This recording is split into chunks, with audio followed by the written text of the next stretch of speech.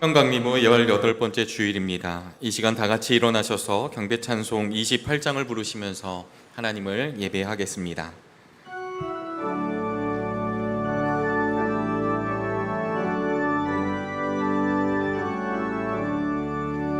복의 근원 강림하사 찬송하게 하소서. 한량 없이 자비하심 측량할 길 없도다. 천사들의 찬송가를 내게 가르치소서. 구속하신 그 사랑을 항상 찬송합니다. 주의 크신 도움받아 이때까지 왔으니 이와 같이 천국에도 이르기를 바라네. 하나님의 품을 떠나 죄에 빠진 우리를 예수 구원하시려고 보혈을 여주셨네. 주의 귀한 은혜 받고 일생 빚진 자 되네. 주의 은혜 사슬 되사 나를 주께 매소서. 우리 마음은 연약하여 범죄하기 쉬우니 하나님이 받으시고 전국인을 지소서.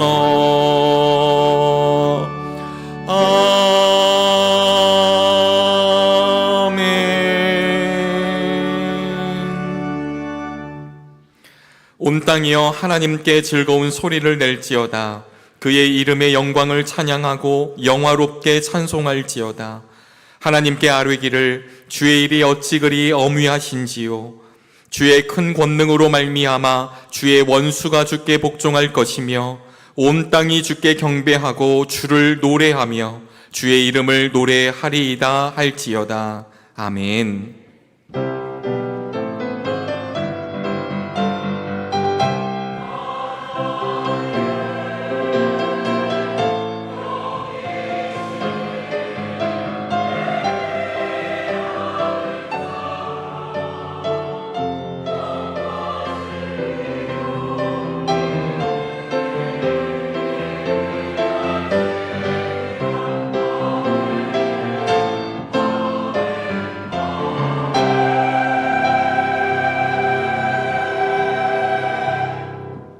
다 같이 자리에 앉으시겠습니다. 교독문 30번, 시편 67편 말씀을 교독합니다. 하나님은 우리에게 은혜를 베푸사 복을 주시고 그의 얼굴빛을 우리에게 비추사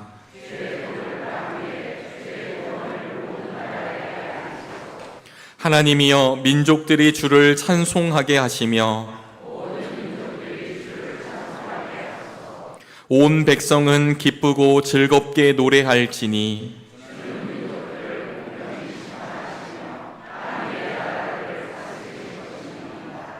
하나님이여 민족들이 주를 찬송하게 하시며 모든 민족으로 주를 찬송하게 하소서.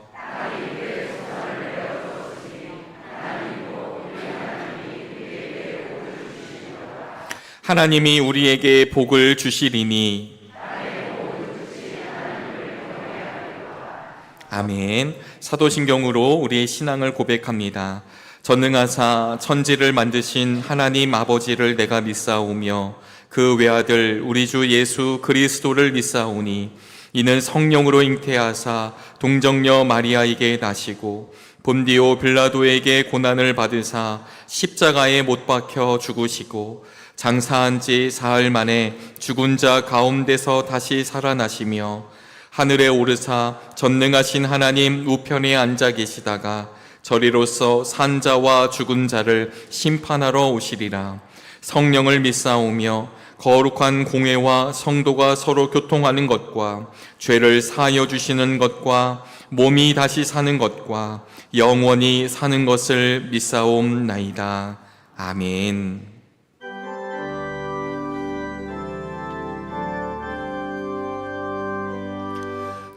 찬양 성부 성자 성령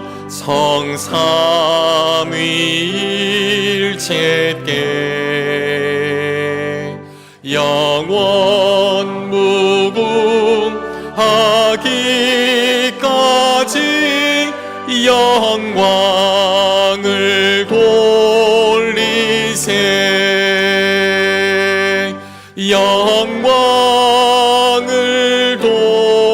돌리세.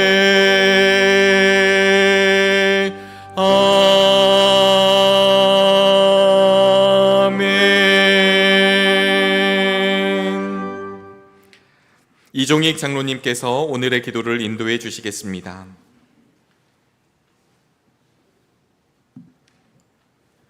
사랑과 은혜가 충만하신 하나님, 저희에게 한 주간의 삶을 허락하시어 주님의 은혜 가운데 살게 하시고 오늘 복된 주일을 맞아 거룩한 주님의 전에 나와 예배를 드리게 하시니 감사합니다. 이 시간 저희가 드리는 예배가 온 마음과 정성을 다해 드리는 예배가 되게 하시고 오로지 주님만을 찬양하며 주님 홀로 영광받는 시간이 되게 하시옵소서. 저희가 하루하루 살아감에 있어 늘 주님의 은혜 가운데 살고 있음을 고백합니다. 주님의 은혜 가운데 살면서도 저희의 나약함과 세상에 대한 욕심으로 인해 주님의 뜻을 온전히 따르지 못했음을 회개하오니 주님의 자비로 용서하여 주시옵소서. 이 시간 저희의 마음을 성령으로 밝게 비추어 주셔서 저희의 죄를 깨닫고 회개하게 하시고 그리스도의 보혈로 다시금 정결케 하여 주시옵소서. 주님, 저희는 불완전한 존재이기에 이 세상을 살아가며 크고 작은 문제로 어려움을 겪습니다. 알 수 없는 미래에 불안해하고 때로는 두려움도 느낍니다.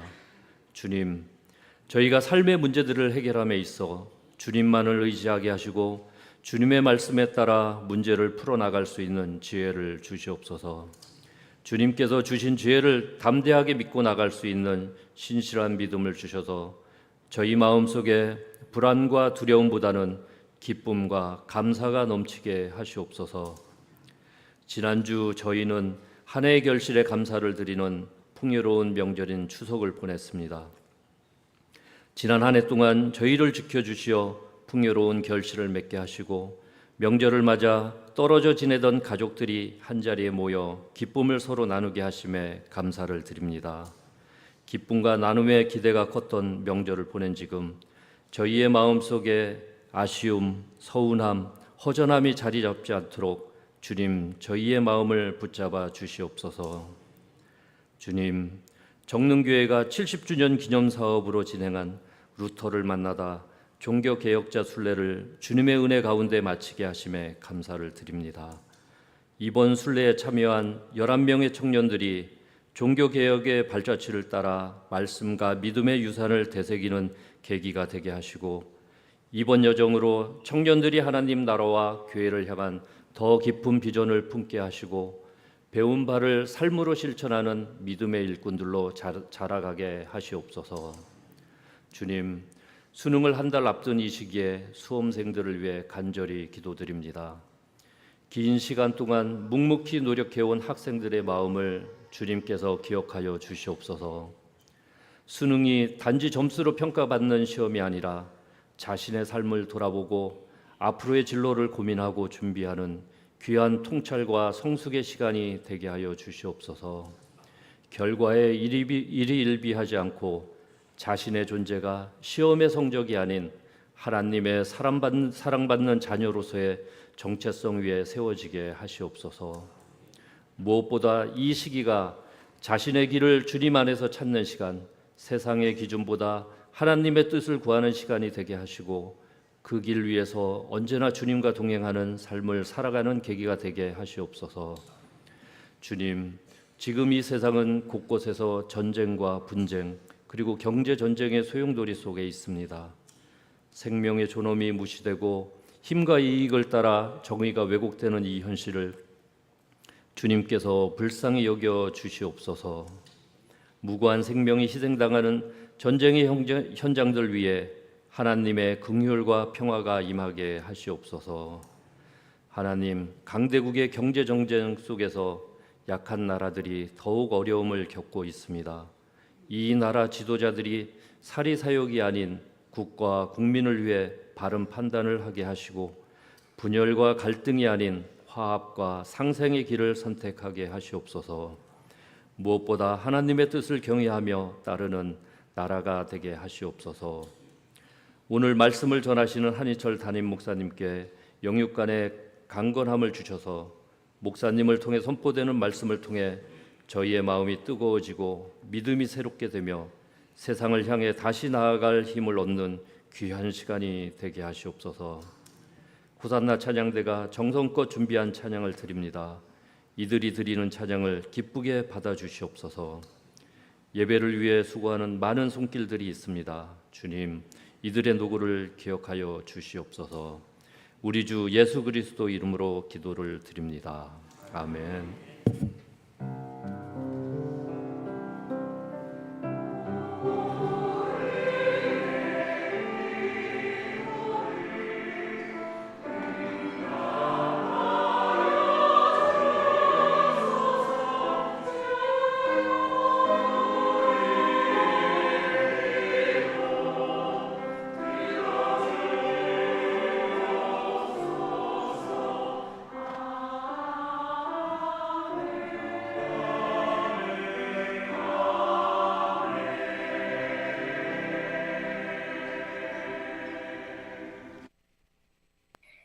샬롬, 주님의 평화가 함께 하시기를요. 계속되는 비로 인해 날씨가 많이 쌀쌀해졌는데요. 외투를 꺼내 입어야만 할 정도로 확 달라졌네요. 우리의 몸이 움츠러드는 환절기인데요. 그럼에도 가슴을 활짝 펴고 우리의 믿음은 주춤하지 않기를 소망하면서 10월 둘째 주 교회 소식을 전합니다. 교육부 10월 다음 세움 기도회가 오늘 오후 12시 15분 라임 예배실에서 있습니다. 자녀들을 위해 기도로 함께 해주세요. 오늘 오후 예배는 관리부 헌신 예배로 드리며 꿈이 있는 교회를 담임하시고 성북지방 감리사님으로 섬기시는 하정환 목사님께서 귀한 말씀을 전해주십니다. 다음 주 오후 예배는 루터를 만나다 보고 예배로 드립니다. 교직원 수양회가 16일 목요일에 있습니다. 총남선교회 주관으로 전교인 등반대회가 25일 토요일 오전 9시 30분에 있습니다. 원활한 진행을 위하여 1층 게시판에 미리 신청해 주시면 감사하겠습니다. 2025년 감사 특별 새벽 기도회가 27일 월요일부터 11월 1일 토요일까지 오전 5시 이곳 하임 예배실에서 있습니다. 뜻깊은 추수 감사절이 되도록 온 교우가 기도의 자리에 함께하면 좋겠습니다. 2025년 추수감사주일은 11월 2일입니다. 감사절을 앞두고 어려운 이웃을 위해 라면을 봉헌해 주세요. 주보에 안내된 대로 자유롭게 라면을 봉헌해 주시면 추수감사절 후에 지역 주민과 어려운 이웃들을 위해 사용합니다. 수험생들이 주님 주신 힘으로 담대하게 미래를 준비할 수 있도록 계속해서 기도해 주시기 바랍니다. 함께 기도가 필요한 자녀들이 있으면 교육자들에게 알려주세요. 생일과 결혼기념, 범사에 감사하며 식사를 대접해 주시고 결혼기념과 자녀 생일을 감사하며 화분을 봉헌해 주심에 고마운 마음을 전합니다. 아울러 예배와 사역을 위해 함께 마음을 모아주시고 같은 걸음을 걸으시는 모든 성도님들에게 감사드립니다. 이 시간에는 사진으로 지난 한 주간을 돌아보는데요. 지난 주일은 추석을 맞아 우리 교회 온 세대가 함께 모여 전세대 연합 예배로 드렸습니다. 다음 세대를 살리고 신앙의 대가 이어지는 우리 교회를 통해 주님이 더욱 기뻐하시기를 소망합니다. 아울러 창립 70주년 기념 사업인 루터를 만나다 순례팀이 7박 9일 일정을 마치고 어제 무사히 잘 귀국하였습니다. 순례팀과 함께 호흡하며 추석 명절 기간임에도 지난 월요일부터 토요일인 어제까지 매일 새벽 정릉의 교우들이 모여 기도로 함께 하였는데요. 준비부터 시작하여 순례 여정과 지금까지의 모든 일정 가운데 걸음걸음마다 청년들을 향한 주님의 음성이 순례팀의 마음판에 아름답게 새겨졌으리라 믿습니다. 13명의 루터를 만나다 순례팀 여러분 수고 많으셨습니다. 하나님의 사람으로 더욱 아름답게 자라기를 주님의 이름으로 기도합니다. 복된 주일을 맞아 우리의 시선이 다시금 주님께로 향하여 주님과 언제나 어디서나 동행하기를 소망하면서 지금까지 은총의 숲을 꿈꾸는 사람들이 모인 정릉교회 교회 소식이었습니다. 오늘의 성경 말씀은 예레미야 29장 1절로부터 7절까지의 말씀입니다. 하나님의 말씀이 선포될 때 자리에서 일어나시겠습니다. 최성수 권사님께서 하나님의 말씀을 봉독합니다.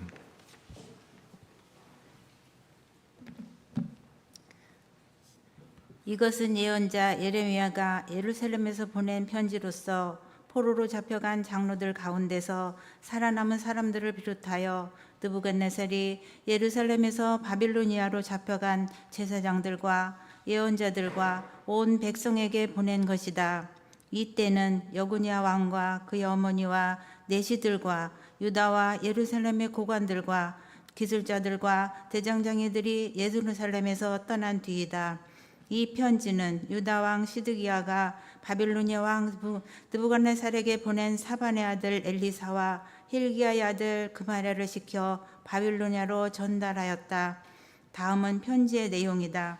나 만군의 주 이스라엘의 하나님이 말한다.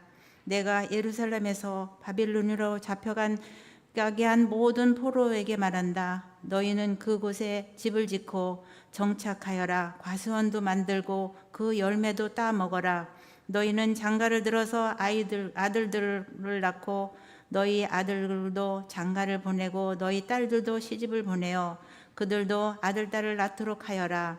너희가 그곳에서 번성하여 줄어들지 않게 하여라. 또 너희는 내가 사로잡아 가게 한 그 성읍이 평안을 누리도록 노력하고 그 성읍이 번영하도록 나 주에게 기도하여라. 그 성읍이 평안해야 너희도 평안할 것이기 때문이다. 아멘. 아멘. 호산나 찬양대에 찬양이 있겠습니다. 찬양 후에 담임 목사님께서 예레미야의 편지라는 제목으로 말씀 전하실 때 큰 은혜 있으시기 바랍니다.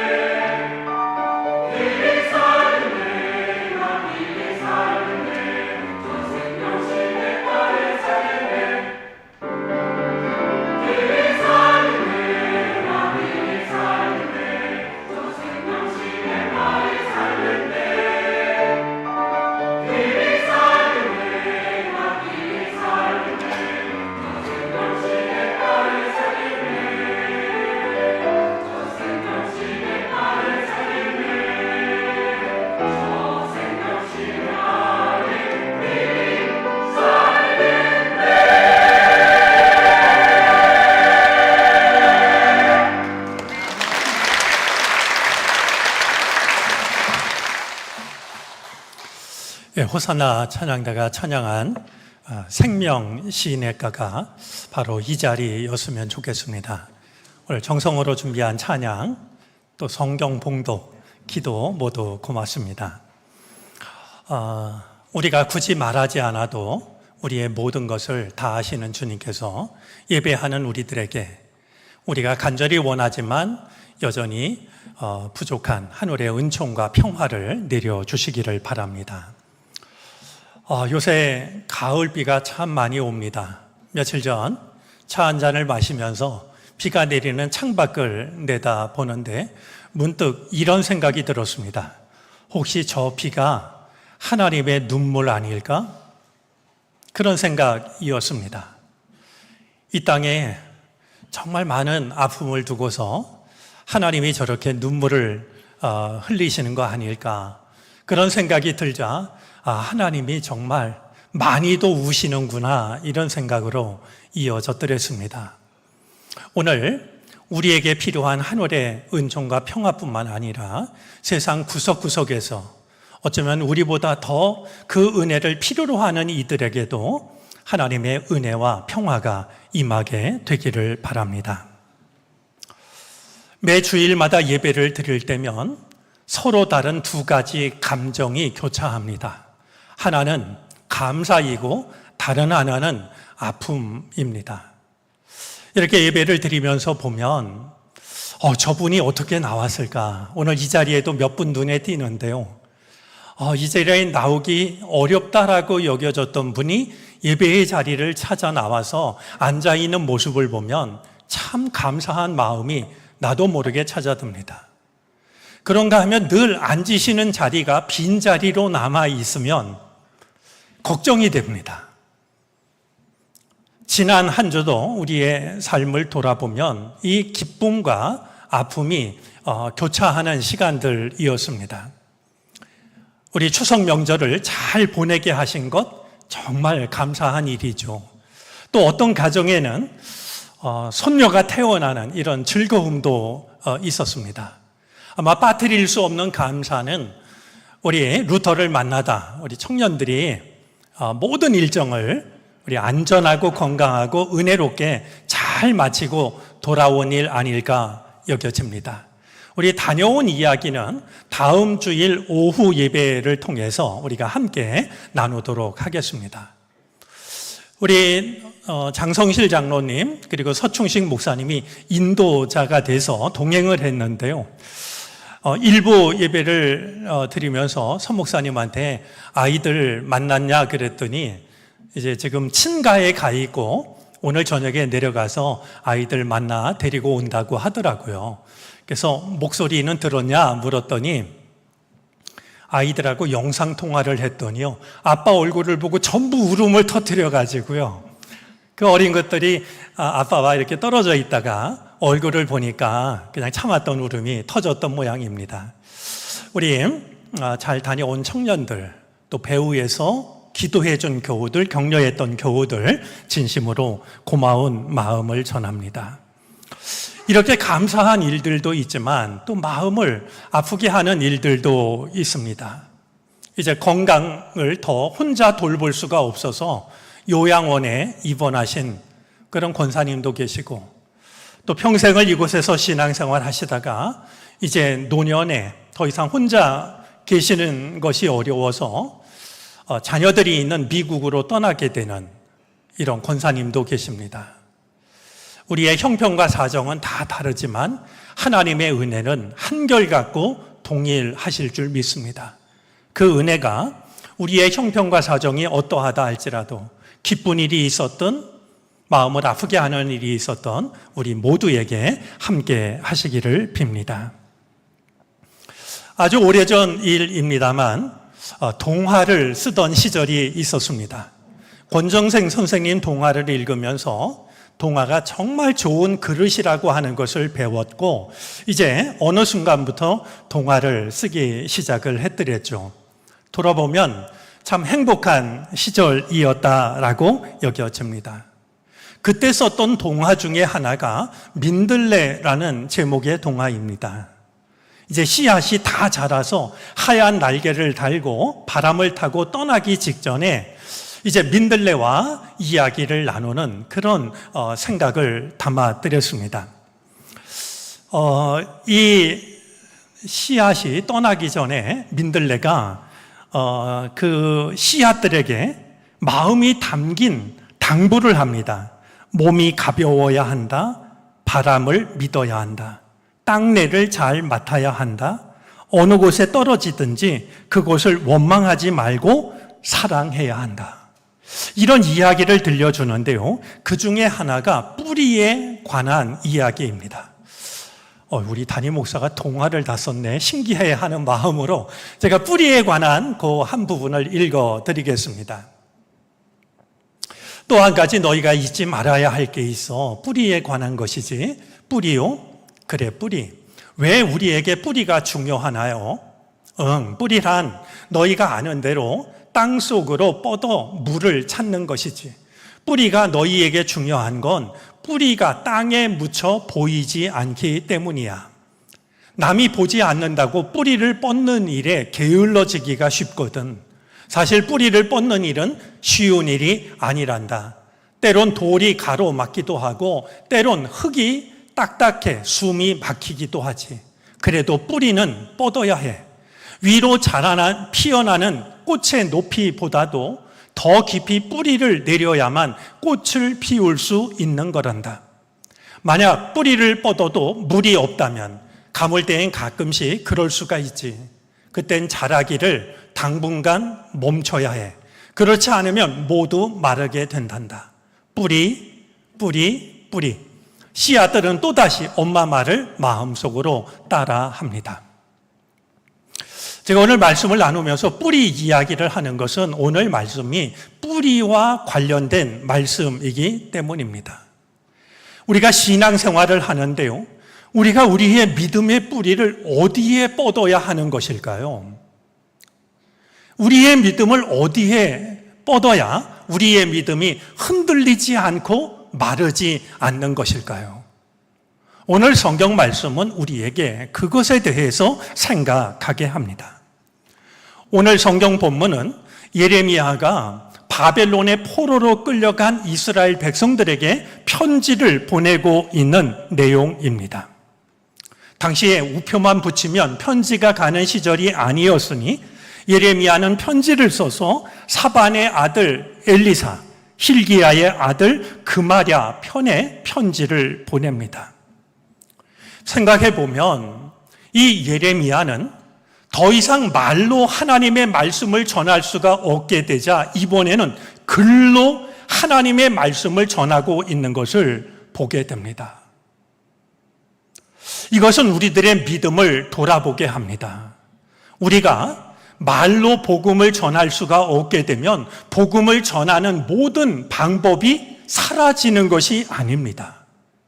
말로 복음을 전할 수 없을 때는요, 글로 전하면 됩니다. 글로 전할 수가 없으면 삶으로 전하면 됩니다. 그런 점에서 생각을 하면 하나님의 사람이라고 하는 것은 무엇으로라도 하나님의 뜻을 전하는 사람이라는 것을 생각하게 되죠. 어쩌면 진정한 하나님의 사람이라고 하는 것은 하나님의 말씀을 삶으로 번역하는 사람일지도 모릅니다. 하나님을 믿지 않는 사람들에게는 하나님 신앙이 외국어처럼 말이죠. 낯설기 그지없을 겁니다. 그들이 이해할 수 있도록 하나님의 말씀을 삶으로 번역해내야 하는 사람들이 우리들입니다. 프란체스코가 다음과 같은 말을 했는데요. 복음을 전하십시오. 필요한 경우에는 말을 하십시오. 결코 복음이 말로만 전해지는 게 아니라요. 무엇보다 우리들의 삶으로 전해진다라고 하는 것을 돌아보게 합니다. 과연 예레미야가 보낸 편지 속엔 어떤 내용이 담겼을까요? 내가 전하는 말을 끝까지 안 듣더니 너희가 이 생고생을 하지. 그러니 한번 고생을 죽도록 해보고 뭔가를 깨달아서 돌아오길 바란다. 이런 내용이 담기기가 쉬웠을 것 같습니다. 아니면 내가 여러분들을 위해 기도하고 있으니 이 잠깐만 참으면 곧 고국으로 돌아올 수 있을 겁니다. 이런 말도 담길 수 있을 것 같습니다. 그런데 예레미야의 편지 속에 담긴 내용은 너무나도 뜻밖입니다. 이 편지를 받아 읽게 될 바벨론에 끌려가 있던 이스라엘 백성들에게도 그렇지만 오늘 성경을 읽는 우리들에게도 예레미야의 편지 속에 담긴 내용은 참 뜻밖의 말로 다가옵니다. 우리 4절부터 7절까지 예레미야의 편지 속에 담긴 내용이 적혀져 있는데요. 마치 예레미야의 편지를 읽는 것처럼 저와 여러분들이 한 절씩 한번 읽어보도록 하겠습니다. 제가 먼저 읽겠습니다. 나 만군의 주 이스라엘의 하나님이 말한다. 내가 예루살렘에서 바벨로니아로 잡혀가게 한 모든 포로에게 말한다.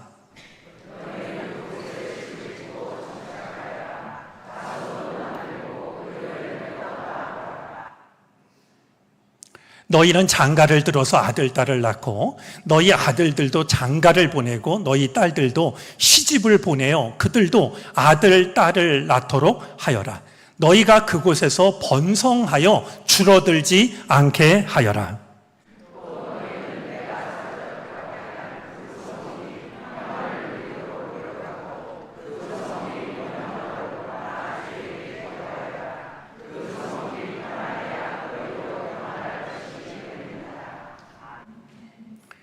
한번 입장을 바꿔놓고 생각해 보시겠습니까? 여러분이 바벨론의 나라를 빼앗기고 포로로 끌려간 포로 중에 한 사람이었다면, 근데 어느 날 예언자 예레미야가 편지를 보내가지고 편지를 펼쳐가지고 편지를 읽었는데 지금 읽은 저 말씀처럼 저런 내용이 적혀져 있었다면 여러분의 마음은 어떠했을까요? 심한 배신감을 느끼지 않았을까요? 아니, 밤을 새서 철야 기도를 한다든지 밥을 먹지 않고 금식 기도를 한다든지 그래서 이 기도를 들어주셔서 하나님이 어서 빨리 하루라도 먼저 여러분을 돌아오게 해 주시기를 기도하고 있습니다. 그러니 용기를 잃지 마십시오. 이런 내용을 기대했을 텐데 편지를 읽어보니 기가 막힌 내용들입니다. 집을 지으라고 말하고요. 과수원을 만들라고 하고요. 결혼을 해서 아들, 딸을 낳으라고 그러고요. 그 아들, 딸이 자라면 또 장가를 가게 하고 시집을 가게 하라고. 그리고 바벨론이 망하도록 기도하지 말고 바벨론이 잘 되기를 기도하라고 말하고 있으니 말이죠. 여러분도 그러시는지 모르겠습니다만 우리 말씀을 듣다가 은혜로 오면 아멘 하지 않습니까? 근데 결코 동의할 수 없는 말을 들으면 마음속으로 그러신다면서요. 노맨 이렇게 말이죠. 아마 편지를 읽는 이스라엘 백성들은 너나 할 것 없이 한결같이 노맨을 큰 소리로 외쳤을 것 같습니다. 이게 예레미야가 말이죠. 얼마나 미웠을까요? 이렇게 무심하고 이렇게 무정할 수가 있는가? 아마 예레미야가 보낸 편지를요, 박박 찢어버린다든지 너무나 억울해서 땅바닥에 주저앉아 자기 가슴을 치며 통곡이라도 하고 싶은 그런 내용일 것으로 짐작이 됩니다. 그렇다면 예레미야는 백성들이 어떤 말을 듣고 싶어 하는지를 뻔히 아는데 왜 이런 내용의 편지를 보냈던 것이었을까요? 눈치가 없는 사람이었을까요? 예레미야가 포로로 끌려가서 하루가 천년 같은 시간을 살고 있는 이스라엘 백성들에게 이런 내용의 편지를 보낸 데에는 분명한 이유가 있었습니다. 하나님의 시간을 알고 있었기 때문입니다. 하나님의 시간을 그는 알고 있었기 때문에 오늘 10절 말씀도 그러하거니와 우리 예레미야서를 보면 25장 11절, 12절 말씀에 보면은 다음과 같은 내용이 있습니다.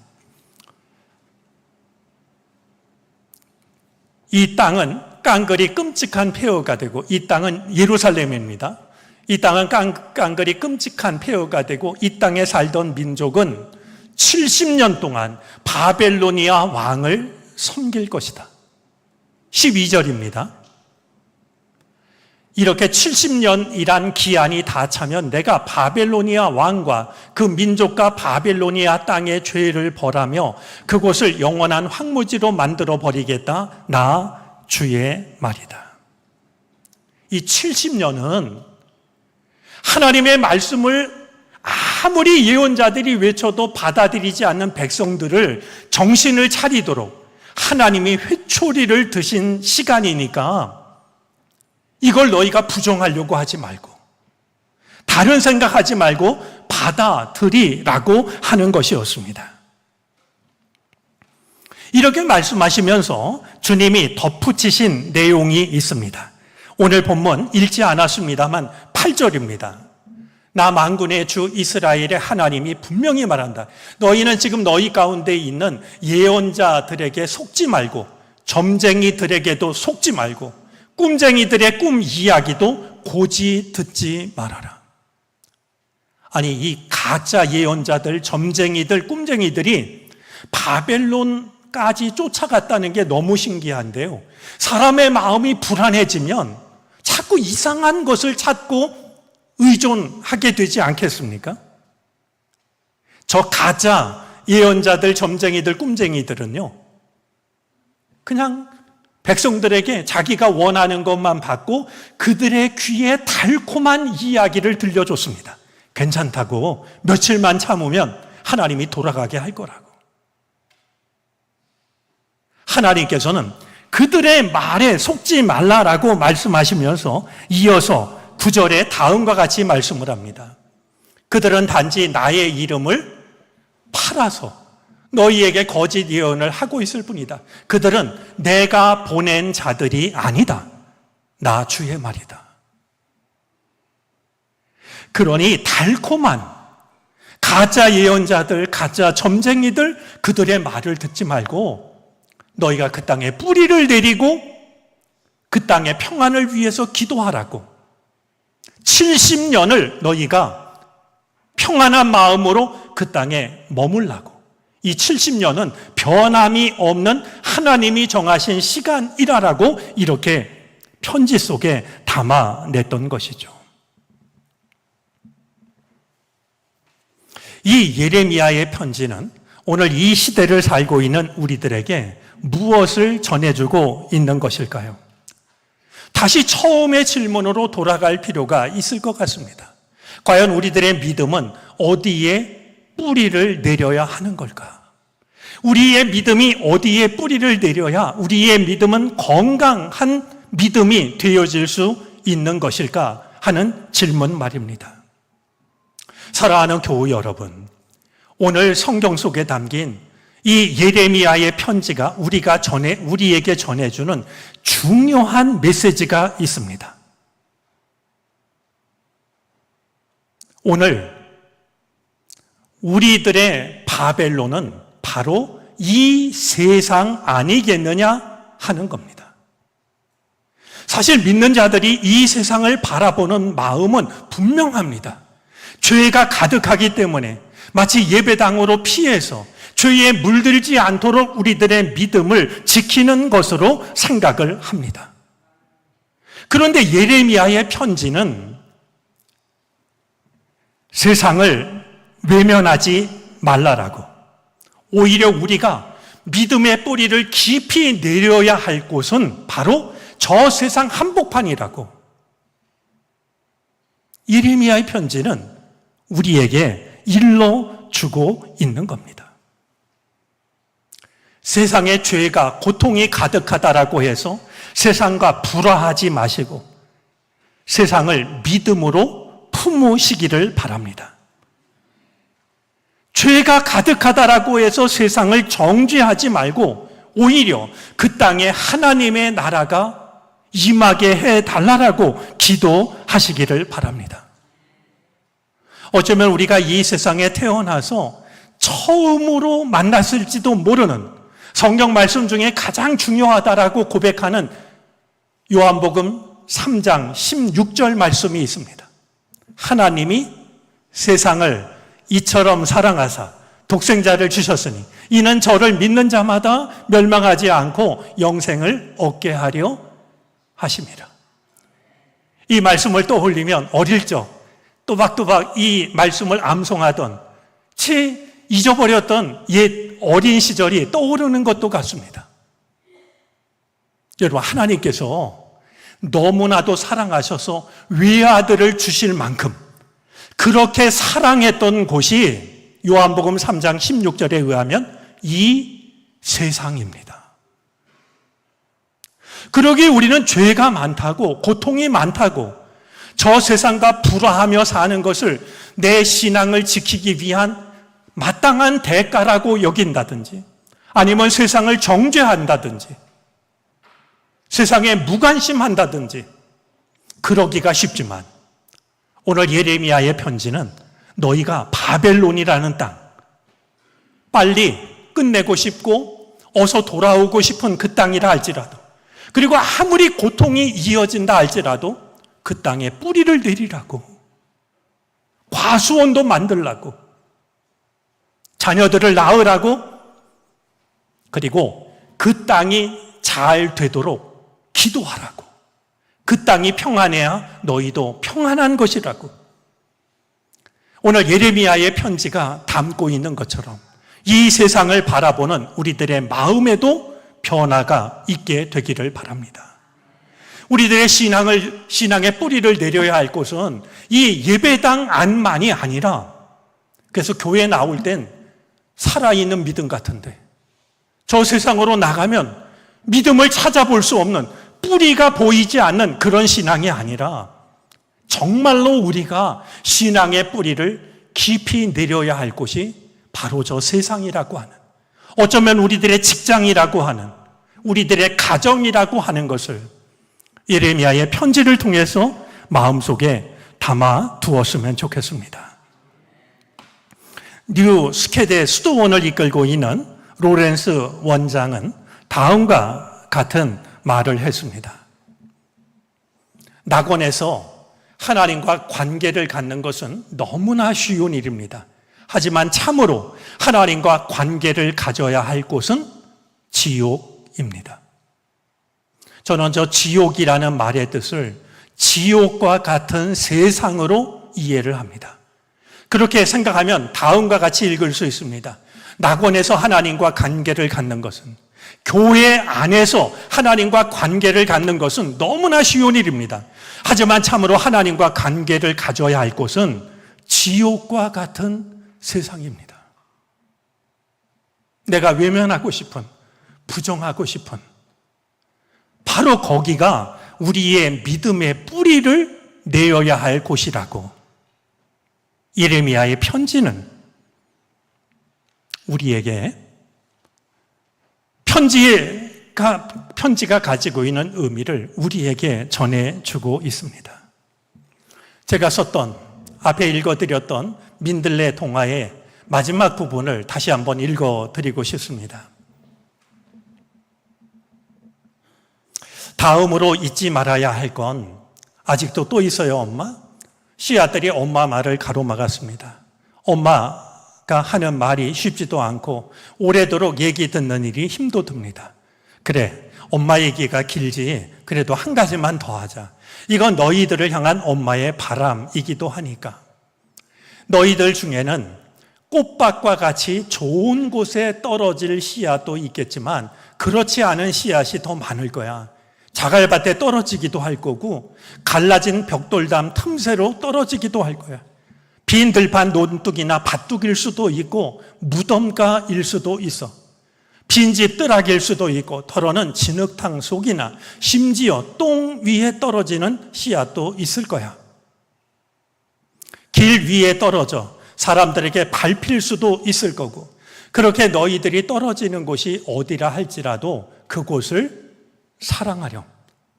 왜 하필 나만 나쁜 곳에 떨어졌냐고 원망일랑 하지 말고, 원망은 살아있는 것이 해서는 안 되는 것이지, 내가 내린 그곳을 진심으로 사랑해야 한단다. 엄마 말에 간절함이 넘쳤습니다. 내가 내린 그곳을 사랑하는 일은 무엇인가요, 엄마? 그건 아주 쉬운 일이란다. 내가 내린 그곳에 뿌리를 깊숙이 뻗고 아름다운 꽃을 피워내는 일이지. 그러면 되는 거야. 그것밖엔 없단다. 밤이 깊어갑니다. 엄마 품에 안겨 하얀 날개를 단 씨앗들이 마음속에 꼭꼭 엄마 얘기를 담아둡니다. 어둠이 가득한 언덕, 민들레 가족은 더없이 밝은 한 개의 등불로 빛나고 있었습니다. 민들레 엄마가 곧 엄마 품을 떠나야 될 씨앗들에게 들려주는 저 마지막 말 한마디 속에는 어쩌면 오늘 성경 말씀을 통해서 우리에게 들려주시기를 원하시는 하나님의 마음이 담겨져 있는 거 아닐까 생각이 됩니다. 왜 하필 나만 나쁜 곳에 떨어졌느냐고 원망하지 말고 내가 떨어진 곳을 사랑하라고, 뿌리를 깊숙이 내리고 아름다운 꽃을 피워내는 것, 내가 나에게 주어진 땅을 사랑할 수 있는 길은 그것밖에 없다고. 오늘 예레미야의 편지를 통해서 우리에게 전하시는 하나님의 그 마음을 우리도 품을 수 있었으면 좋겠습니다. 예레미야의 편지가 바벨론에 전해졌던 것처럼 바벨론을 넘어서 이 긴 시간을 넘어서 우리 마음에도 전해지기를 바랍니다. 세상이라고 내 마음을 아프게 하는 것이라고 외면하지 마시고 바로 그곳이 내 믿음의 뿌리를 내려야 할 곳이고 내가 진심으로 사랑해야 될 곳이라고 하는 그 마음으로 살아갈 수 있게 되기를 바랍니다. 예레미야의 편지로 인해서 세상을 바라보는 우리들의 시선이 그리고 우리들의 마음이 달라지기를 바랍니다. 그리고 그 마음을 품은 우리들로 인해서 이 세상이 좀 더 아름답고 기름진 세상으로 바뀌어지기를 바랍니다. 기도하겠습니다.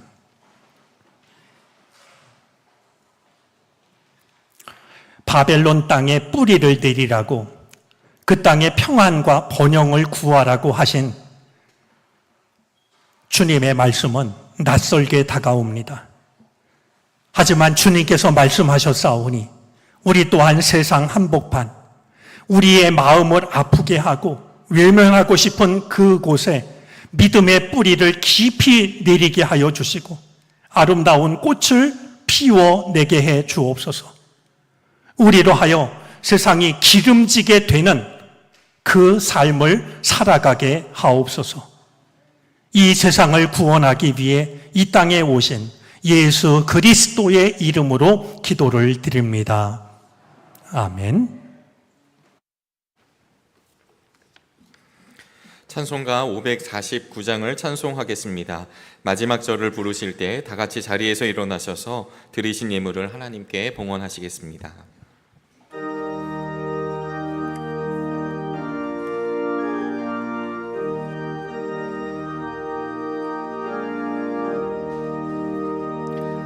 내 주여 뜻대로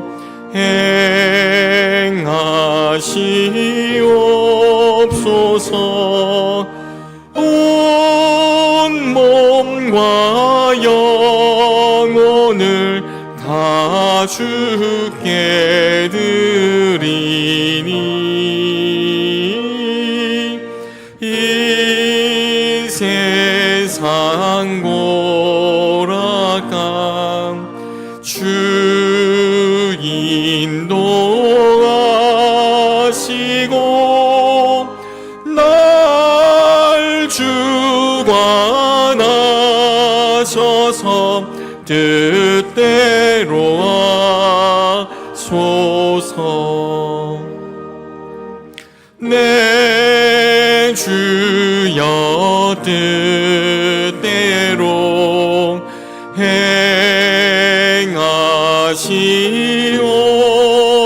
행하시옵소서. 큰 근심 중에도 낙심케 마소서.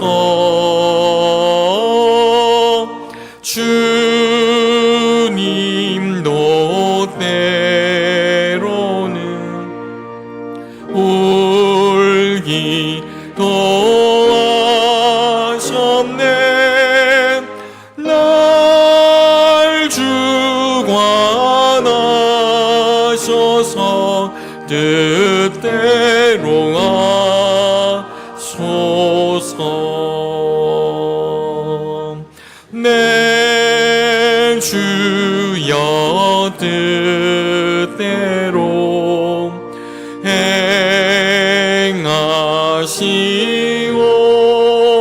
행하시옵소서.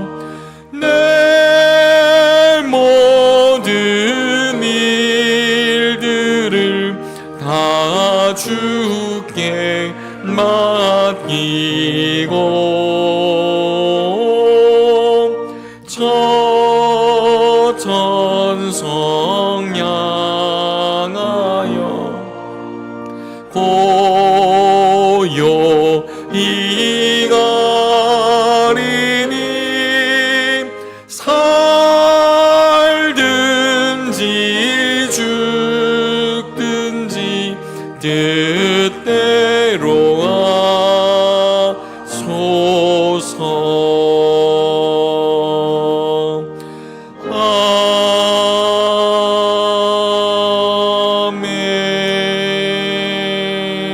아멘. 시도 때도 없이 내리는 비를 바라보며 하나님의 눈물이 아닐까 생각합니다. 이 땅 곳곳에는 어쩌면 우리들보다 더 크신 하나님의 은혜와 사랑과 위로를 필요로 하는 이들이 있습니다. 그들에게도 하나님 같은 은혜를 내려 주옵소서. 많은 일들이 있었지만 우리를 눈동자처럼 지키시고 예배의 자리로 불러주신 은혜와 사랑을 감사드립니다. 우리 삶의 주인이 주님이시오니 다스려 주시고 동행해 주시옵소서. 없어져 올 모든 것들로부터 우리를 지켜주시고 우리에게 부족한 것들을 하늘의 은혜로 채워주시기를 바라고 원합니다. 모든 것이 합력하여 선을 이루시는 분은 오직 주님밖에 없사오니 주여 우리의 삶이 무익하지 않게 하여 주시옵시고 고통 가운데 끝나는 일이 일어나지 않도록 도와주시기를 바라고 원합니다. 이제 감사할 일들이 참 많이 있습니다. 하나님 우리의 마음을 받아 주시옵시고 감사의 샘이 마르지 않게 해 주시옵소서. 한 달 앞으로 다가온 이제 중요한 시험을 앞둔 청소년들을 위하여 기도합니다. 주께 그 이름을 아뢰오니 이 시간 저희들을 찾아가시고 붙잡아 주시옵소서. 강주혜, 고범준, 권준명, 김태경, 안다빈, 오재준, 유수민, 윤여진, 윤다연, 장서희, 전효은, 정우진, 정한음, 허남은 하나님 저희들의 마음을 담대케 하여 주시고 감당할 수 있는 건강과 지혜를 주시옵소서. 그 모든 것 위에 믿음을 더하여 주셔서 나의 앞날이 내가 받아들이게 될 성적 점수가 아니라 하나님의 뜻에 달려 있음을 잊지 않게 해 주시기를 바라고 원합니다. 가족들에게도 평안한 마음을 주시옵시고 함께 기도한 결과가 함께 감사한 결과로 이어지게 해 주시옵소서. 주께 예물을 바쳐 싸우니 이 땅 곳곳에 필요한 하나님 나라, 하나님의 영광을 위하여 주 뜻대로 사용해 주옵소서. 예수 그리스도의 이름으로 기도를 드립니다. 아멘.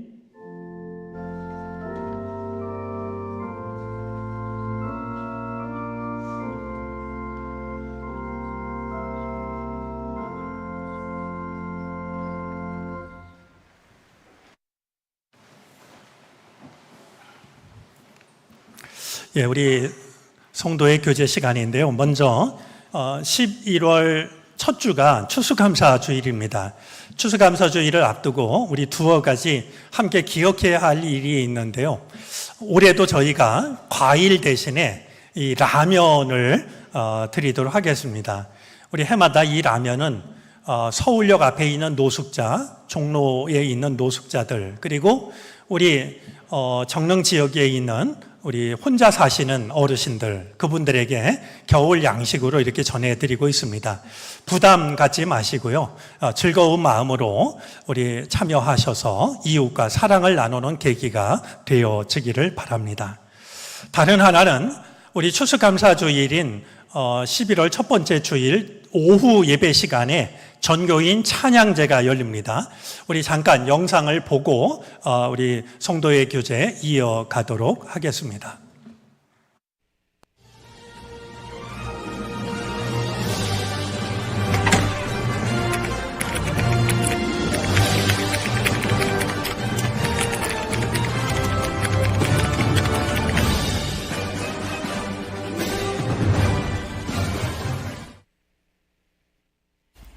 할렐루야! 추수감사주일이 이제 20일쯤 남았습니다. 추수감사주일 오전에는 언제나 우리와 동행하시는 주님께 감사 예배를 드리고, 이어서 오후에는 전교인 찬양제로 우리의 감사와 믿음을 고백하려 합니다. 이번 찬양제에서는 17개 팀이 주님께 드리는 감사의 고백을 모든 교우와 함께 나눌 예정입니다. 모두가 함께하는 감사의 찬양을 통해 서로가 경쟁을 하는 대회보다는 주님께 올려드리는 아름다운 축제가 될 수 있기를 소망하며 준비하고 있습니다. 이번 찬양제에서는 10대 청소년부터 80대 어르신까지 각 세대를 대표하는 교우분들을 심사위원으로 모심으로 모두가 함께 어우러지는 찬양축제의 의미를 더욱 살릴 예정입니다. 참여하는 팀들과 함께 정릉의 모든 교우들이 아름다운 하모니를 이어가며 오직 주님께만 영광을 올려드리는 2025년 전교인 감사 찬양제가 곧 다가옵니다. 언제라고요? 네, 바로 11월 2일 첫 번째 주일 추수감사 주일입니다. 지나간 모든 것에 감사하고 다가올 모든 것을 긍정하며 그럼에도 불구하고 그리 아니하실지라도 우리에게는 주님이 계시기에 범사에 감사합니다. 감사의 고백이 전교인 찬양제를 통해 퍼져나가기를 기대하며 그날 꼭 만나요. 샬롬. 예, 아름다운 믿음의 축제가 될 것으로 기대를 합니다. 우리 요새 시간만 나면 하모니카 연습하는 분들도 있고 악기를 연습하는 교우들도 있는데, 우리 정말 신앙의 좋은 축제 시간이 될 수 있도록 그날 꼭 시간을 좀 비워 주셨으면 좋겠습니다. 우리 루터를 만나다 정말 잘 다녀왔습니다. 저도 몹시 궁금한데요. 다음 주 오후 예배 시간에 우리 다녀온 이야기를 우리가 듣도록 하겠습니다. 기도해 주시고 마음을 합해 주신 교우들께 고마운 마음을 전합니다. 두어 가지 더 교우 소식을 이야기하면은요, 우리 유혜경 권사님께서 이번 주 수요일 날 이제 아드님이 계시는 미국으로 떠나시게 됩니다. 어제 통화를 했더니 이렇게 시간이 다가오니까 마음이 정말 허전해진다, 이런 얘기를 하시는데 여러분들이 기도해 주시기를 부탁을 드립니다. 아울러 이 성훈 장로님을 위해서도 좀 기도했으면 좋겠습니다. 약간 좀 검사가 필요한 부분이 있어서 일주일 병원에 입원하고 계신데 아무 문제 생기지 않도록 여러분들 기도해 주시면 좋겠습니다. 예, 우리 수험생 수능 시험일이 이제 약 한 달 앞으로 다가왔습니다. 같이 기도해 주시면 큰 힘이 되리라 여겨집니다. 우리 이 시간에 성도의 교제 함께 나누겠습니다. 옆자리에 있는 분, 앞뒤에 있는 분 서로 인사하겠습니다. 영상으로 참여한 교우들에게도 주님의 평안을 전합니다. 늘 건강하시고 평안하시기를 바랍니다.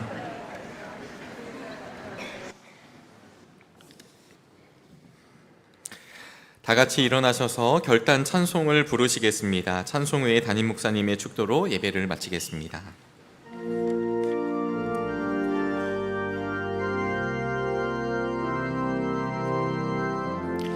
은혜 아니면 살아갈 수가 없네. 어음마저도 다 주의 것이니 세상 평안과 위로 내게 없어도 예수, 오직 예수뿐이네.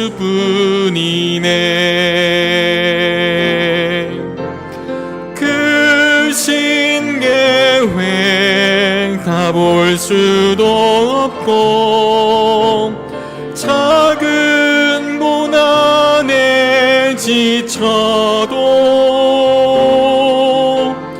주께 묶인 나의 모든 삶 버티고 견디게 하시네.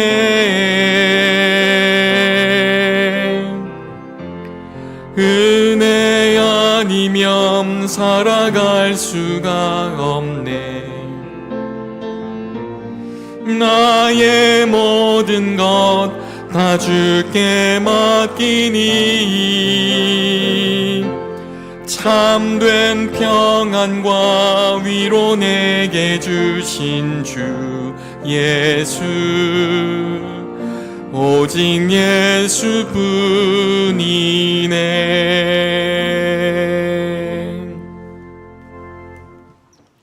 지금은 죄와 사망, 아픔과 절망에서 우리를 건지시기 위하여 십자가에 달려 돌아가신 예수 그리스도의 크신 은혜와 우리가 다 헤아릴 수 없는 그 크신 사랑으로 여전히 우리를 사랑하시는 하나님의 사랑하심과 우리의 약함을 긍휼히 여기시고 도우시며 채우시고 이끄시는 성령의 은혜가 주님 앞에 예배하고 삶의 자리를 향하여 믿음을 품고 나아가는 우리 모두 가운데 이제로부터 영원토록 함께 계시옵기를 간절히 축원하옵나이다. 아멘.